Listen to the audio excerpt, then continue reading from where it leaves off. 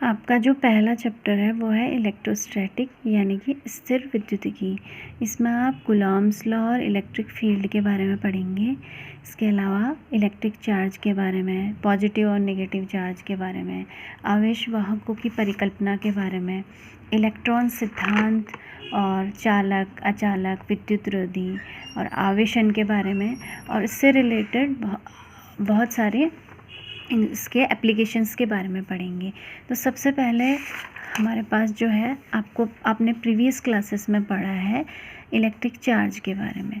विद्युत आवेश होता क्या है? विद्युत आवेश जो है आपने पढ़ा है प्रीवियस क्लासेस में, दो टाइप का होता है, एक धनावेश और एक ऋणावेश।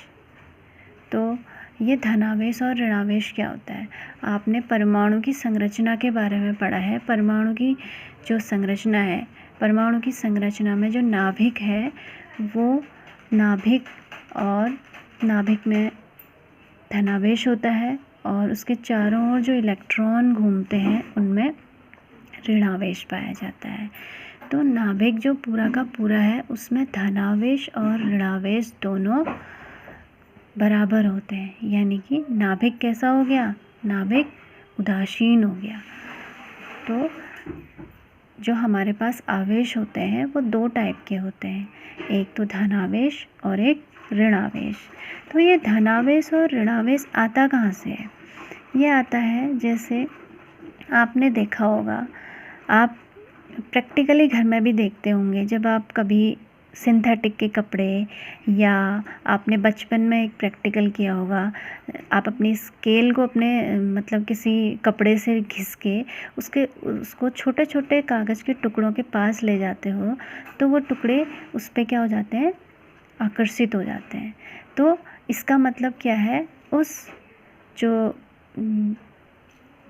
छड़ है आपकी, जिसको आपने घिसा है, उस छड़ में क्या उत्पन्न हो गया है? आवेश उत्पन्न हो गया है।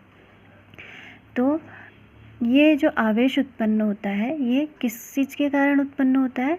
रगड़ने के कारण या घर्षण, इसको घर्षण भी कहते हैं। तो इससे जो है कोई भी पदार्थ क्या हो जाता है? विद्युतमय हो जाता है, और इसी विद्युतमय पदार्थ को कहा जाता है कि इसने क्या ग्रहण कर लिया है? आवेश ग्रहण कर लिया है, यानी कि यही आपका आवेश है। तो आवेश दो टाइप के होते हैं, आपको पता है, एक धनावेश और एक ऋणावेश।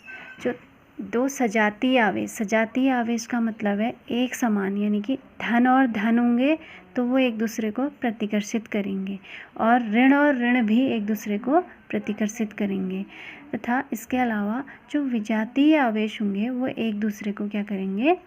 आकर्षित करेंगे, यानी कि ऋण और धन या धन और ऋण एक दूसरे को आकर्षित करेंगे। तो ये आपका वैद्युत आवेश होता है। अब इसमें आता है आगे आवेश वाहकों की परिकल्पना, यानी कि आवेश वाहकों की परिकल्पना का मतलब कि कोई धनावेशित होगा या ऋणावेशित होगा, यह आपको कैसे पता चलेगा? ठीक है, तो इसमें आपका जो परिकल्पना है वो ये है कि आपको पता है कोई भी पदार्थ क्या होता है? उदासीन होता है, यानी कि उसमें धनावेशित और ऋणावेशित कण बराबर होते हैं, तो वो पदार्थ उदासीन कहलाएगा।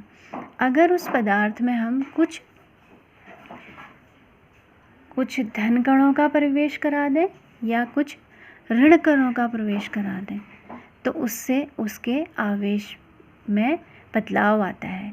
जैसे आपके पास दो पदार्थ हैं, एक पदार्थ है, दोनों पदार्थ क्या होंगे? अलग अलग उदासीन होंगे।